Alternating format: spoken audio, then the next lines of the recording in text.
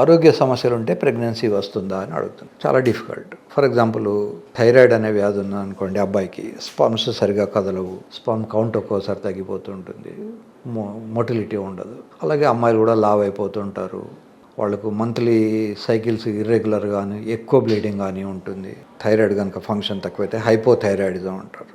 లేదా వాళ్ళకు oocyte release అనేది ఉండదు, దాన్ని ఫాలిక్యులర్ స్టడీలో వాళ్ళు చూసి చెప్తారు. ఇట్లా శరీరం మీద ఉండే ఎఫెక్ట్స్ చాలా వరకు పిల్లలు కనడానికి ఎఫెక్ట్ అవుతాయి. ఇది కాకుండా షుగర్ ఉన్నప్పుడు అబ్బాయిలకు సామర్థ్యం తగ్గిపోతుంది, శృంగార సామర్థ్యం బాగా తగ్గిపోయే ఉంది. చాలామంది నాకు వచ్చే పేషెంట్లలో 198 మందికి షుగర్ ఉంటుంది. షుగర్ వల్ల కూడా శృంగార సమస్యలు వస్తాయి, థైరాయిడ్ వల్ల వస్తాయి, మిగతా చాలా కారణాల వల్ల వస్తాయి.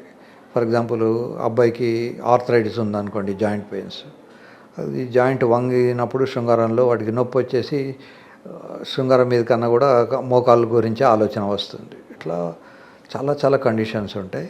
పిల్లలు పుట్టడం అనేది ఒక రకమైనటువంటి అదృష్టం. ఇంకా ఒక విచిత్రమైన కండిషన్ ఏమిటంటే హస్బెండ్కు వైఫ్కు ఇద్దరు కూడా టెస్ట్లు అన్నీ నార్మలే ఉండొచ్చు, బట్ 20% ఆఫ్ ది కపుల్స్కి పిల్లలు పుట్టరు. యాంటీస్పర్మ్ యాంటీబాడీస్ అంటారు, అట్లాంటివి తయారైపోయి అసలు ప్రెగ్నెన్సీ రాకుండా కూడా వచ్చే అవకాశాలు ఉంటాయి.